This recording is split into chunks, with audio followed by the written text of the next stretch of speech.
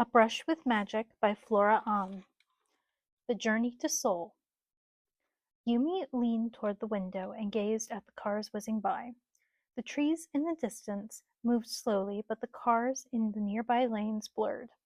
In the next second, she was tilted in the opposite direction and crashed into her older sister, Minji.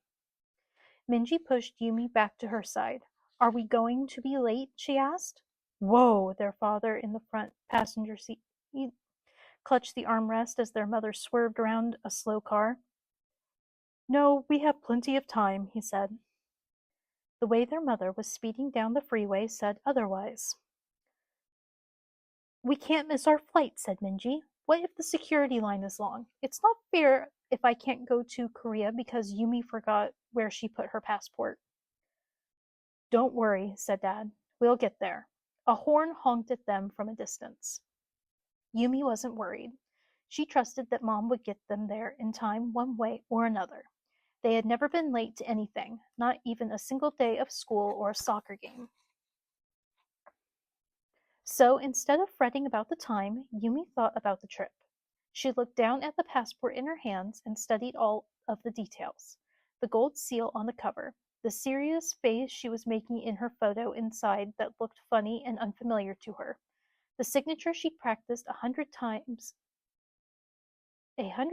days before to get it just the way she liked it. But what Minji said was true. It was because of her passport that they were running late. Yumi had been so excited when it arrived that she decided to save it in a very secret spot. So secret that she'd forgotten where it was. Her entire family spent an hour searching the house until she finally remembered that she had hidden it inside her baby photo album. Yumi flipped through the empty pages of her passport. It was her very first one, and she couldn't wait to fill it with stamps. There were so many places she wanted to travel to, but the place she wanted to go most of all was Korea. Yumi loved hearing stories from her parents about their childhoods growing up in Korea. They had met when they were in college in the United States, but both had spent most of their childhood in Korea. Yumi imagined herself going to all the places she'd heard so much about, sitting in one of the parks bordering Han River and gazing into the water or seeing the very regal palaces like Gyeongbokgung. And she couldn't wait to visit the family members she so rarely got to see because they lived in Seoul. Can you check the flight status? Mom asked Dad. I just checked it, and it said it's on time, said Yumi. She believed Mom would get them there on time, but it was always good to continue to monitor the situation and be prepared for any last-minute changes. Great, said their mother. The one time we're running late, the airline is actually running on time. She took a sharp turn a little too fast, and the whole family slid to the left. Finally, the airport signs began to appear, announcing which lanes were for arrivals and which were for departures. We're here, said Mom. We don't have time to park, so I'll just pull over. Okay, get ready.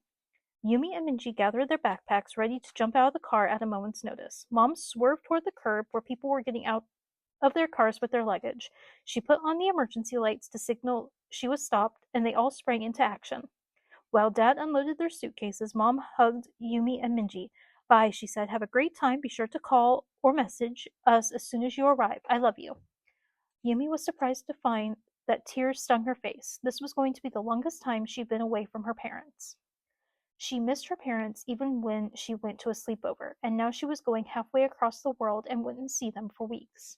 She'd missed the regular board game night on Thursdays and the evenings when she'd listen to fantasy audiobooks with Dad. She had been so looking forward to the trip she hadn't thought about everything she was leaving behind. Bye, Mom, she said as she hugged her mother tightly. I love you too. A car honked, startling them, and Yumi reluctantly let go of Mom. And Minji, take care of Yumi, said Mom. You're her big sister, so you need to look after her. Mom, I don't need anyone looking after me, Yumi said as Minji rolled her eyes. I'll wait here until you get them checked in, their mother said to their father. Bye, love you.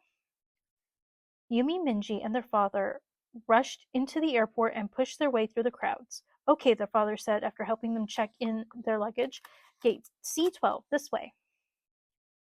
Clutching onto her backpack straps, Yumi ran after her father and sister toward the security checkpoint. Thankfully, the line wasn't too long, but every minute counted at this point. Go, go, their father said as he hugged them hurriedly. You don't have any water in your carry-ons, do you? You have your passports, wallets, phones, Minji, C12, remember? Love you. They passed through security, which was a strangely stressful and chaotic process. Yumi regretted wearing sandals as she had to take them off and rush with bare feet into the scanner. As soon as the security guard waved her through, she turned and waved to her father. She tried to take a mental picture of her father standing there watching them from beyond the line. Move it, move it! Yumi jumped at the loud voice of the security guard and hopped away while putting her shoes back on. Come on, said Minji. Boarding already started. We have to run. Following Minji's instruction, Yumi ran as fast as she could, her shoes squeaking on the waxed floor of the airport terminal. They wove around people walking slowly or standing around, just as their mother had driven a few minutes earlier. Thankfully, the gate came into view as the last few people were boarding. And the airline worker scanned her boarding pass with a beep machine, Yumi took a deep breath and bounced on her toes. This was the official start of their trip. What are you waiting for? Called Minji, already halfway down the jet bridge. Let's get on this plane and find our seats. Yumi jogged to catch up to her sister and trailed after her onto the plane. Good afternoon, a cheerful flight attendant at the entrance smiled at Yumi. Yumi smiled back. Good afternoon. There was something thrilling about boarding a plane. The next time she stepped outside, she'd be in a completely different city, a different country. Nice, said Minji. What? Said Yumi. We have an empty seat in our row. They've closed the door, so that means no one else is going to board. When they had been picking their seats earlier, Yumi had wanted to sit by the window, so Minji reluctantly agreed to take the middle. But with an aisle seat free, Minji slid over to the empty spot. Oh, said Yumi, you're going to sit over there? It wasn't like Minji could pretend they weren't together. Even though Yumi was 12 and Minji was 16, there was no mistaking that they were sisters. They both had the same wide-set brown eyes, pointy nose, and a dimple in their right cheek when they smiled. They both wore their long black hair straight and parted down the center. Actually, Yumi only wore her hair like that because it was how Minji wore hers. Sometimes Yumi thought about cutting her hair. It drove her crazy whenever the wind blew it in her face, or it got stuck under her backpack straps, or it got caught under her arm and she looked like long armpit hair. But she liked how it looked on Minji. It'll be nice to have extra space for the both of us, said Minji, and once we take off we can put our bags in the middle seat so it's easier. Oh, right, said Yumi. As soon as Minji put in her earbuds, it was like an invisible wall went up between her and Yumi. It seemed like Minji always had her earbuds in these days, either listening to music, talking to friends, or watching something on her phone or tablet. Yumi's stomach sank. Yumi didn't really have any close friends, so Minji was the closest she had to a best friend. But lately, the relationship seemed more distant, and Yumi had been feeling lonelier. She had been hoping to spend the flight talking and having fun with Minji. It was their first international flight, and there was so much to discuss, and Minji always had fun ideas and games to play. The sisters used to find the most random things to do to pass the time. Sometimes it was playing palm push, a game their parents taught them when they were little, where they would push each other's palms to see who could make the other one lose balance. They'd make funny poses whenever they faked out and didn't push, causing the other person to fall forward.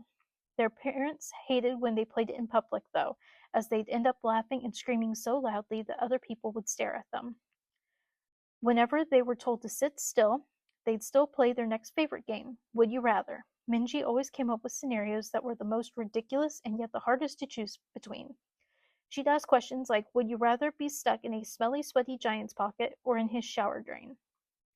And Minji always had the best stories to tell. She could get the whole family laughing over dinner about a small fire in chemistry class, or get everyone invested in the love life of her soccer friend and the captain of the basketball team. Minji could even make the most boring moments fun. Well, Minji couldn't spend the entire flight on her tablet by herself. So as the plane roared down the runway, Yumi leaned back in her seat and tried to think of some fun scenarios for their future Would You Rather game, like would you rather be able to read people's minds or be able to magically transport anywhere? Or maybe would you rather have a genie who would grant you 3 wishes or a magical carpet that you could fly on?